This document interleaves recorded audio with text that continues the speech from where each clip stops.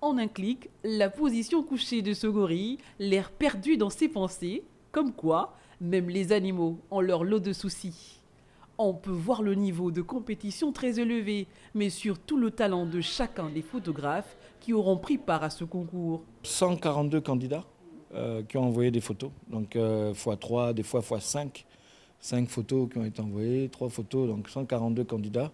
Et donc du coup, il fallait, le jury a été très occupé et donc il fallait sélectionner des photos et ces photos ont fait les expos, quoi. Oui, oui, évidemment, quand il y en a beaucoup, il faut d'abord faire une première sélection, une deuxième sélection et puis au final, ils arrivent à trouver les photos qui vont plaire au public. Le Gabon est avant tout un pays caractérisé par l'immensité de sa forêt, qui recouvre environ 80% de son territoire. Il dispose d'une faune non moins exceptionnelle.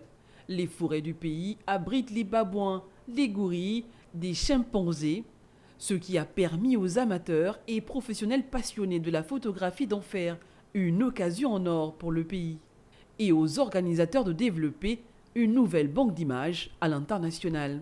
Les photos sont spectaculaires et puis de toute façon c'est ça le but, c'est aussi d'avoir pour le Gabon des photos renouvelées qu'on peut utiliser chaque année, quoi.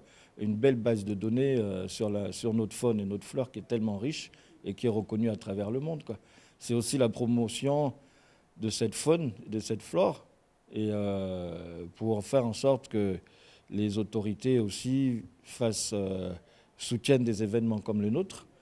Tic-tac, tic-tac, plus que 4 jours avant de connaître le ou les lauréats de ce concours qui aura permis de sublimer la beauté de ce paysage gabonais à travers un objectif.